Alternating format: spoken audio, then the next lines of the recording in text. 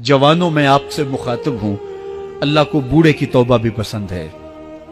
अल्लाह को हर एक शख्स की तौबा पसंद है, लेकिन ये बात जहन में रखो कि मेरे अल्लाह को जवान की तौबा बहुत ज्यादा पसंद है। मेरे और आपके आका मौला ने फरमाया आना हबीबुल्लाह, मैं अल्लाह का हबीब हूं। कितना बड़ा एजाज है जो मेरे हुजूर का है। लेकिन एक दूसरे मुकाम पे इरशाद फरमाया अशाबुत्ताइबु हबीबुल्लाह, सुन लो जो जवान जवानी में तौबा करे वो भी अल्लाह का हबीब है। वो जवान जिसने अपनी जवानी अल्लाह की याद में गुजारी, अल्लाह के जिक्र में गुजारी। जवानों, इबादत की लज्जत भी जवानी में है। अगरचे जवानी मस्तानी होती है, जरा इस मस्तानी जवानी को तहज्जुद के मुसल्ले पे लाके देखो, क्या मस्ती चढ़ती है सजदों के अंदर, क्या लुत्फ है कयाम के अंदर, क्या सुकून है रुकू के अंदर। इस जवानी को मालिक की चौखट पे लाओ, फिर देखना कि ये जवानी कितनी लज्जत आफरी होती है। और फिर इस जवानी के बदले में अल्लाह ताला तुम्हें क्या क्या अता फरमाता है। वराजुलुन कल्बुहु मुअल्लकुम बिल मसाजिद, वो आदमी जिसका दिल मस्जिद के साथ वाबस्ता होता है। अल्लाह के घर की तामीर, अल्लाह के घर की तज़ईन, अल्लाह के घर की सफाई सुथराई, अल्लाह के घर की आबादकारी, अल्लाह के घर की हाजिरी, ये उसकी जिंदगी का मशगला है।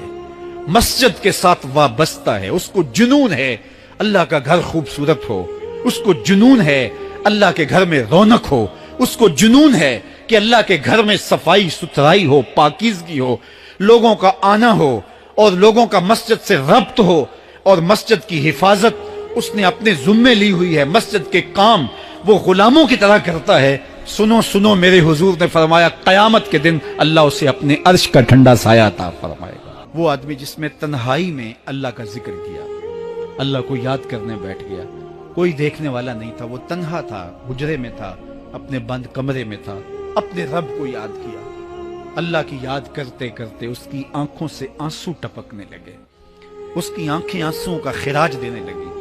तो मेरे और आपके आका मौला ने फरमाया कि ये आंसू इतने कीमती हैं, इन आंसुओं के बदले में कयामत के दिन उसे अर्श इलाही का साया नसीब होगा।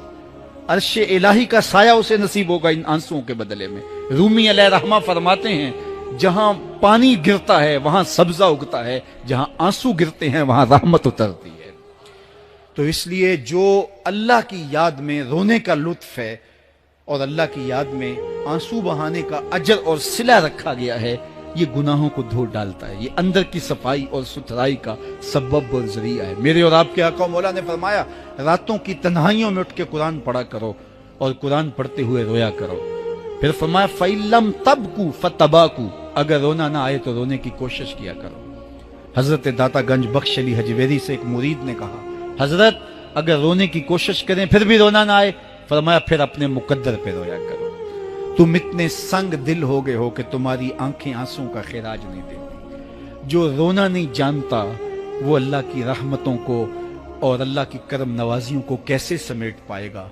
बच्चा रोता है तो मां दूध देती है। जब बंदा अल्लाह की हुजूर इल्हाओ जारी करता है, इज्ज करता है, इनकिसारी करता है, तो अल्लाह की रहमतों को जोश आता है और अल्लाह ताला की रहमत